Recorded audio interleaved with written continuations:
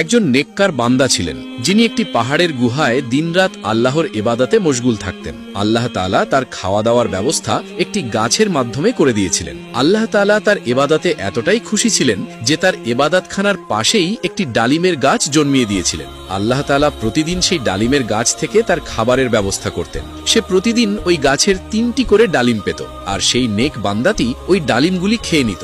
অতঃপর আল্লাহ তাআলার ইবাদতে মশগুল হয়ে যেত। এভাবে দিন কাটতে থাকলো। হঠাৎ একদিন সেই আবেদ ব্যক্তিটি ভাবল যে এগুলি হলো আমার রিজিক, আমি এভাবেই খাবার দাবার করব এবং আল্লাহ তাআলার ইবাদতে মশগুল হয়ে থাকব।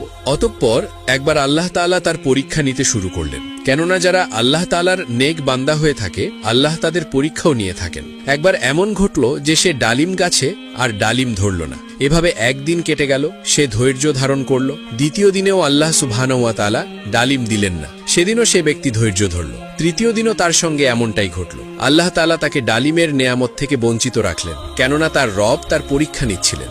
আল্লাহ দেখতে চাচ্ছিলেন যে ওনার বান্দা ওনার উপর কতটা ভরসা করে, সে ওনার কাছে চায় নাকি অন্য কারো কাছে গিয়ে চাইতে শুরু করে। অতঃপর তৃতীয় দিন সেই ব্যক্তিটি অনেক ক্ষুধার্ত হয়ে পড়েছিল। সে আল্লাহ তাআলার দরবারে না চেয়ে মানুষের কাছে চাওয়ার জন্য বেরিয়ে পড়ল। সে ব্যক্তি অনেক পথ চলতে চলতে হঠাৎ করে একটি বাড়ি দেখতে পেল। সেই বাড়িটি একজন মুসলমানের ছিল, কিন্তু সেই মুসলমান ব্যক্তিটি একজন চোর ছিল। সে শুধু নামে মাত্র মুসলমান ছিল, তার ভেতরে এমন কোনো আমলই ছিল না যার জন্য তাকে ভালো মুসলমান বলা যেতে পারে।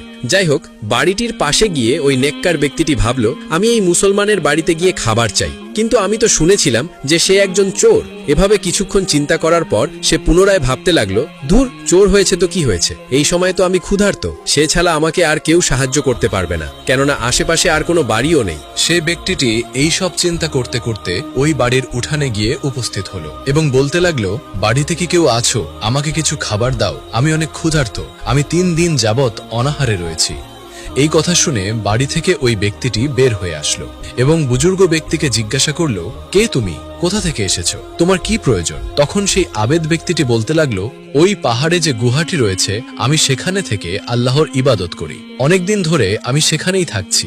আল্লাহ তাআলা আমার জন্য সেখানে একটি ডালিমের গাছও জন্মিয়ে দিয়েছিলেন এবং সে ডালিম খেয়েই আমি আমার ক্ষুধা নিবারণ করতাম। কিন্তু 3 দিন ধরে সেই ডালিম গাছে আর কোনো ডালিম ধরছে না, তাই আমি ক্ষুধায় কাতর হয়ে গিয়েছি। যদি তোমার কাছে খাবার কিছু থাকে তাহলে আমাকে দিয়ে দাও, আমি অনেক ক্ষুধার্ত।